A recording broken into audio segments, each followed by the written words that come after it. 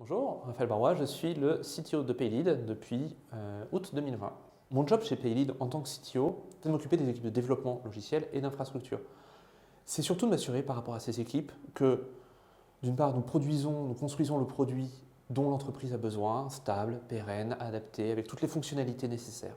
C'est également de m'assurer vis-à-vis des équipes qu'on travaille dans de bonnes conditions, qu'on peut faire notre travail correctement, avec les bons outils, les bonnes méthodes, prendre le recul nécessaire, faire un vrai travail d'ingénieur. Alors avant de venir chez Paylead, je travaillais dans une plus grosse structure et ce côté taille humaine, impact direct sur le produit me manquait.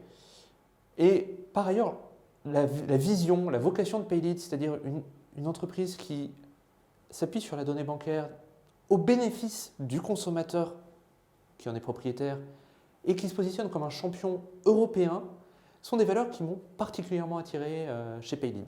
En termes de technologie, on est sur des choses plutôt classiques, c'est-à-dire du Python, Flask, Django, du PostgreSQL en base de données. L'avantage de tout cela, c'est que c'est très proche des technologies utilisées par nos collègues de la data, ce qui facilite la collaboration entre les deux équipes. Sur la partie hébergement infrastructure, on est assez classiquement serveur Linux, conteneur sous Docker. Petite spécificité, comme on manipule des données extrêmement sensibles de la donnée bancaire personnelle, on ne peut pas se mettre dans le cloud, c'est trop risqué. Donc on héberge sur des vrais serveurs physiques à nous, ce qui nous permet d'avoir une vraie maîtrise, un vrai contrôle de notre plateforme, d'avoir une idée en profondeur de comment le système fonctionne et d'avoir aussi quelques défis un petit peu excitants, atypiques à relever.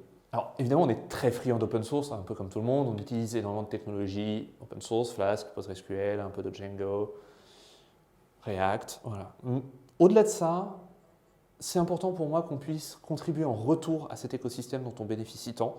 Donc à titre personnel, je suis maintenant d'un projet qui s'appelle Factory Boy qui est énormément utilisé en Python et c'est quelque chose qu'on est en train de développer dans l'équipe.